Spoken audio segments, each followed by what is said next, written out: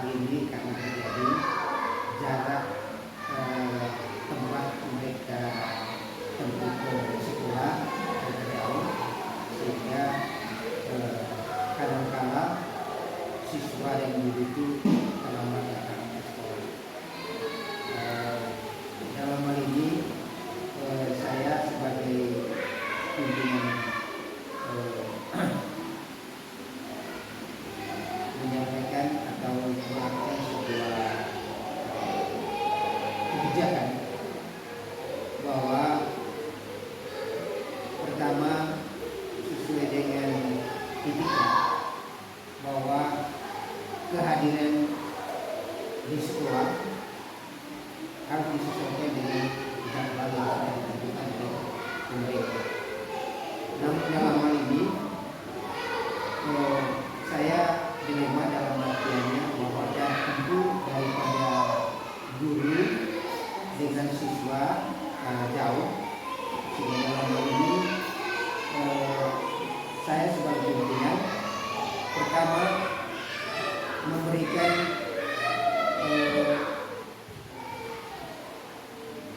harapan kepada guru dan siswa agar dalam pelaksanaan kehadiran di sekolah itu tepat waktu.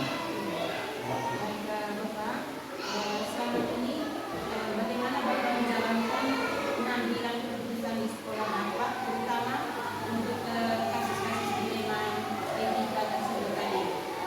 Tadi kan Bapak sudah mengatakan bahwa siswa dan guru sering terlambat. Di satu sisi Bapak mempertahankan peraturan yang ada di sekolah, tapi di satu sisi Bapak juga memaklumi bahwa siswa dan guru yang terlambat ini karena jarak tempat tinggal yang terlalu jauh. Kira-kira bagaimana Bapak menjalankan pengambilan keputusan mengenai kasus yang Bapak hadapi tersebut? Dalam mengambil keputusan bahwa saya pertama saya memberikan peringatan kepada bapak guru dan ibu guru dan juga siswa agar keterlambatan yang dihadapinya itu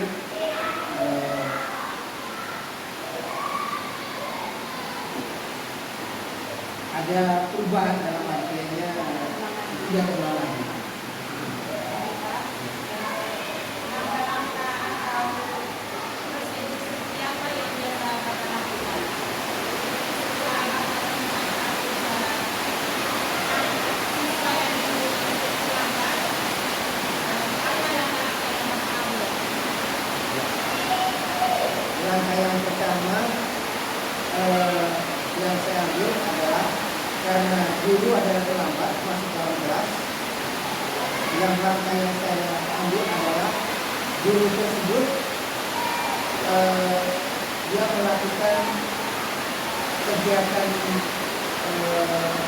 bukan remedial, tetapi dia mengejar ketertinggalan pengambilan waktu. Sehingga anak yang terlambat kemudian tidak terlambat dalam masa-masa ini bisa mengatasi ketertinggalan.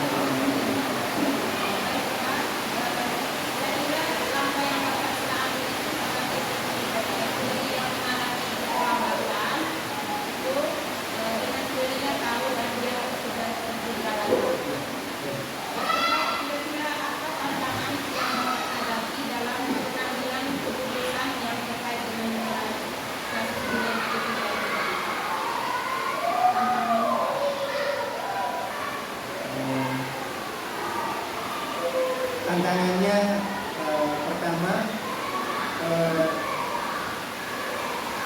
memang kalau kita lihat daripada keterlambatan daripada bapak dan ibu guru itu sudah jelas karena jaraknya sangat jauh. Itu tantangan yang saya hadapi.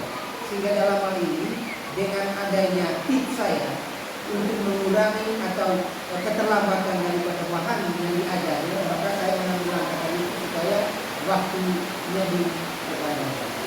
Itu langkah saya. Tapi Kemudian si Bapak tadi Bapak sudah sebutkan bahwa mereka yang salah ini disalahkan adalah antara mempertahankan aturan dengan memikirkan apa atau memahami maksudnya dalam sesuai dengan pemahaman ya, ya, Bu. baik, kira-kira apakah Bapak memiliki sebuah cara tertentu dalam penyelesaian kasus dilema ini, Pak? Kemudian ada jadwal rutin, Ya, ada Bu. Jadi saya setiap akhir pekan ada evaluasi. Evaluasi artinya sebagaimana daripada Bapak baik guru maupun siswa dalam satu pekan itu keterlambatan atau waktu yang sebenarnya waktu efektif yang sebenarnya dilakukan sehingga dalam hal ini evaluasinya itu di setiap akhir pekan akan dilaksanakan. adakah seseorang atau koordinator yang membantu Bapak untuk mengambil keputusan terkait dengan kasus dilema ini? Ya, ada Bu.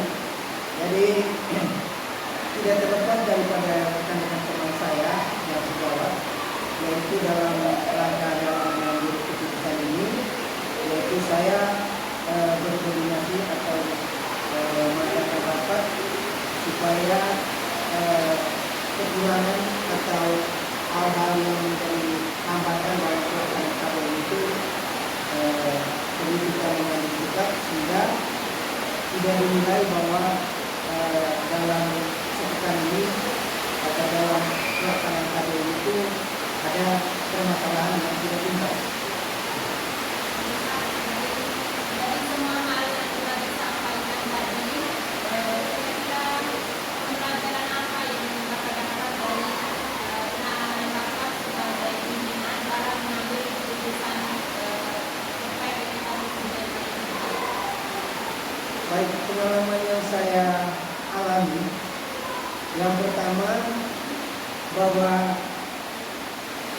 guru yang mengalami keterlambatan dalam pelaksanaannya, dia mengakui bahwa apa yang saya atau apa yang disepakati bersama itu dia merasa bahwa bukan menjadi satu beban baginya, tetapi mengingatkan dirinya atau mengingatkan semua teman-teman guru bahwa kalau kita tidak melaksanakan tugas sesuai dengan tanggung jawab, ya kita harus mencari solusinya. Saya pikir kesempatan kita sudah sampai di sini, Pak. Terima kasih banyak atas kesediaan waktunya. Semoga kedepannya sekolah kita akan menjadi sekolah yang menjadi unggul di mata masyarakat dan negara. Terima kasih, Bapak. Sama-sama. Terima kasih. Salam dan bahagia Bapak Ibu guru hebat. Saya Ermelinda Sirani Hertin, calon guru penggerak angkatan 9 Kabupaten Manggarai Barat. Pagi ini datang ke SDI Kondas untuk mewawancarai Bapak pimpinan SDI Kondas. Selamat pagi Bapak. Selamat pagi. Bagaimana kabarnya Pak? Alhamdulillah sehat selalu. Baik Pak, terima kasih atas kesediaan waktunya. Pak, jadi saya mau tanya nih, selama Bapak menjadi pimpinan di SDI Kondas ini, apa Bapak pernah menghadapi kasus atau menangani sebuah kasus Pak? Terima kasih. Saya menjadi pemimpin di SDI Kondas ini menakodai seluruh stakeholder yang ada di sini, kurang lebihnya hampir 3 tahun. Selama saya memimpin sekolah ini, memang kasusnya ada, tapi tidak terlalu sensitif. Dari hari ke hari atau dari minggu, bulan, dan tahun selalu kita ada pembenahan, sehingga kasus-kasus yang sebelumnya ada kita bisa atasi. Ya. Yang pertama, kendala tata tertib, di mana Bapak Ibu guru sebelum kehadiran saya sebagai pemimpin tata tertibnya kurang efektif, sehingga persoalan ini menjadi persoalan yang sangat sensitif di lingkungan pendidikan khususnya di SD Impresskonas. Oke Pak, baik, selama ini bagaimana Bapak bisa mengidentifikasi atau membedakan apakah kasus-kasus ini merupakan dilema etika atau bujukan moral Pak? Jadi kasus ini setelah saya identifikasi bahwa kasus ini dia termasuk dilema moral, ya, etika moral, karena seseorang guru atau pegawai itu dia membawa kebiasaannya yang dia hadapi dari yang sebelumnya kepada hal-hal yang baru kita merubah sebuah perubahan. Jadi kendala ini saya atasi. Yang pertama, supaya etika moralnya kita berjalan dengan baik. Pada setiap upacara hari Senin, saya melakukan sebuah gebrakan dengan membuat absensi kehadiran guru dalam mengikuti upacara. Itu dilakukan secara rutin setiap hari Senin. Kemudian setiap hari-hari efektif berikutnya, sebelumnya ada Bapak Ibu guru yang datangnya terlambat, sangat terlambat sekali, sehingga itu juga karena ini ada kaitan dengan etika moral, sehingga saya selalu menekankan, saya selalu memberikan sebuah penegasan supaya kebiasaan yang dilakukan oleh seorang guru, kebiasaan agak datang terlambat, kurang menghiraukan waktu, tidak memperhatikan siswa, artinya saya selalu memberikan sebuah tegasan-tegasan atau selalu memberikan sebuah spirit yang terbaik buat guru dan anak.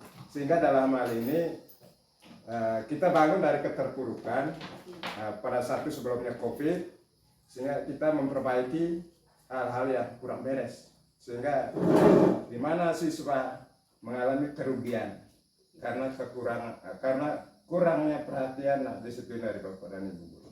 Sehingga pada kesempatan saya memimpin di SD Impresskonas ini, hal yang demikian tetap mengalami sebuah perubahan, sehingga dilema etika dari seorang guru selalu memberikan saran dan memberikan selalu cross check setiap hari Seninnya dan selalu cross check di setiap akhir pekannya, untuk mengevaluasi kehadiran guru agar siswa tidak dirugikan. Mungkin itu sementara. Saya paham. Jadi persoalan antara ini bisa saya simpulkan bahwa yang terjadi adalah kedisiplinan Pak ya. Ini juga sering terjadi di sekolah saya. Jadi di mana di sini seorang guru pasti memahami bahwa seorang guru terlambat itu mungkin karena ada alasan tertentu Pak. Misalnya mungkin ada keluarga yang sakit kah, atau mungkin ada urusan yang sangat-sangat mendesak. Jadi mungkin saya bisa simpulkan sedikit Pak, bahwa disinilah memang kepala sekolah mengalami dilema etika, karena di satu pihak memahami apa yang dialami oleh guru tersebut, dan di satu pihak demi mewujudkan sebuah kedisiplinan di sekolah, tentu Bapak juga merasa perlu untuk memberikan pembinaan kepada guru tersebut Bapak. Oke Pak, jadi selama ini bagaimana Bapak menjalankan keputusan pengambilan di sekolah Bapak, terutama untuk kasus-kasus yang terjadi itu tadi? Karena kalau kita lihat di sini ada kepentingan yang sama-sama benar dan mengandung nilai-nilai kebajikan. Terima kasih dalam mengambil sebuah keputusan terkait dengan dilema etika moral daripada guru ataupun para siswa tadi. Saya menyadari dan selalu mengidentifikasi titik persoalan dihadapi oleh seorang guru, karena ada juga beberapa ibu guru ataupun bapak guru dalam keadaan kondisi sakit sehingga tidak memungkinkan mereka untuk hadir sesuai dengan tata tertib, ya sesuai dengan tata tertib. Nah itu kita mengambil sebuah pertimbangan bahwa mereka diberi sebuah kebijakan dan menyangkut kelas yang mereka asuh, tetap kita mencari solusi guru yang tidak mempunyai jam pada kesempatan itu untuk mengisi kelas yang mereka asuh sehingga siswa tidak dikorbankan, sehingga kelasnya aman. Saat misalnya Bapak berhadapan dengan kasus seperti itu, kira-kira prosedur seperti apa yang biasa Bapak lakukan selama ini? Apakah rapat dulu dengan teman guru atau mungkin Bapak buat keputusan sendiri gitu? Sebelumnya kita menyampaikan beberapa aturan tata tertib, kemudian kita menyampaikan kerangka-kerangka kedisiplinan itu tentang tugas dan kewajiban seorang guru, sehingga ketika guru tidak ada di tempat, maka para guru yang lain yang tidak punya jam atau yang masih antri di kantor pada kesempatan itu bisa mengisi kelas-kelas yang kosong ataupun jam-jam yang kosong. Itu memang dari kerangka dasarnya memang sudah dirapatkan sebelumnya. Ya, Pak. Ya, terima kasih. Baik Pak, mungkin ada tantangan dalam pengambilan keputusan pada kasus-kasus dilema etika itu Pak. Terima kasih. Memang dalam mengambil sebuah keputusan pasti ada tantangan. Ya. Keputusan ini tidak seharusnya tidak semulus apa yang kita harapkan. Jadi tetap mengalami sebuah tantangan. Begitu kita memberikan solusi, tetap saja ada tantangan. Itu memang datangnya dari intiran daripada seorang guru. Mungkin dia mengalami, kita sudah menugaskan tapi dia mengalami sebuah hambatan pribadinya. Mungkin dia datang terlambat, ada sesuatu hal yang sangat mendesak di rumahnya, ataupun dia urus apa segala macam, sehingga kita mempertimbangkan juga dari hal seperti itu. Oke Pak, baik. Baik Bapak, mungkin Bapak punya jadwal tertentu dalam penyelesaian kasus dilema etika ini Bapak, atau mungkin Bapak langsung selesaikan begitu menemukan kasus langsung selesaikan di tempat, atau memiliki jadwal rutin misalnya rapat di akhir pekan atau begitu Pak? Terima kasih. Biasanya dalam menyelesaikan sebuah kasus atau sebuah persoalan, dia harus melalui jenjang-jenjang bertahap. Jadi secara berkala kita membuat sebuah program prioritas. Itu tadi kalau kita menemukan sebuah kasus yang lamban diatasi, minimalnya kita evaluasinya setiap minggu, atau maksimalnya kita paling lambatnya kita evaluasi setiap akhir bulan untuk menyelesaikan persoalan atau masalah dilema etika daripada guru, sehingga anak-anak ini ya tetap aman. Baik Pak, adakah seseorang atau mungkin faktor-faktor apa yang selama ini bisa membantu Bapak dalam pengambilan keputusan, khususnya dalam kasus-kasus dilema etika itu tadi? Terima kasih Ibu. Jadi dalam mengambil sebuah keputusan, tentunya kita juga didukung oleh teman-teman. Jadi dalam mengambil sebuah keputusan, seorang pemimpin itu dia tidak mengambil sebuah keputusan secara otoriter. Jadi dia harus bekerja sama dengan teman-teman, terutama ya teman-teman yang senior ini yang bisa memberikan sebuah kontribusi kepada saya untuk bisa memecahkan sebuah persoalan. Sehingga teman ini saya anggap adalah ranting daripada kepala sekolah, sehingga dikala kepala sekolah tidak di tempat, ada teman yang senior atau wakilnya yang bisa mengatasi sebuah persoalan yang ada. Sehingga sekolah itu sebuah lembaga itu, dari dia tidak vakum, dia tidak vakum. Sehingga untuk SD Impres Kondas ini masalah yang sangat sensitifnya belum terjadi selama saya memimpin ini, karena saya mengedepankan metode disiplin untuk mencapai sebuah keberhasilan baik pada peserta didik maupun para guru ataupun stakeholder. Oke, baik Pak, terima kasih. Pertanyaan yang terakhir ini Pak. Jadi pembelajaran apa yang Bapak bisa petik dari pengalaman Bapak dalam mengambil keputusan dilema etika ini Pak?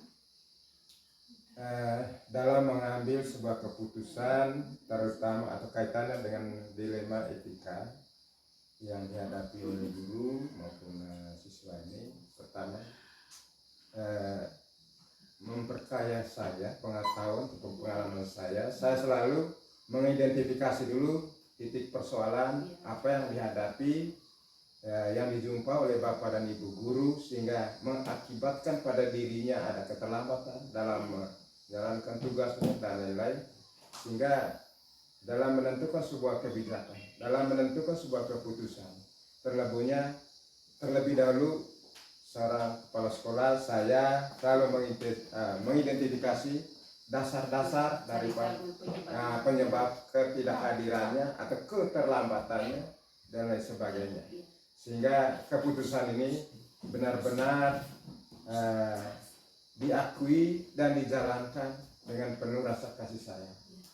Sehingga teman-teman guru juga selama ini tidak menganggap apa yang saya lakukan atau keputusan yang saya buat merupakan keputusan otoriter dari seorang pemimpin, ya, antara guru dengan antara bawahan dengan pemimpin selalu ada komunikasi antar dua arah dan multi arah, sehingga ada banyak masukan, sehingga itu juga menjadi modal ataupun menjadi inspirasi saya dalam menyelesaikan sebuah persoalan. Baik Bapak, terima kasih banyak atas pengalaman yang sudah di-sharing. Saya berdoa semoga SDI Kondas ini akan menjadi sekolah yang menjadi kebanggaan masyarakat. Amin, amin. Terima kasih Bapak.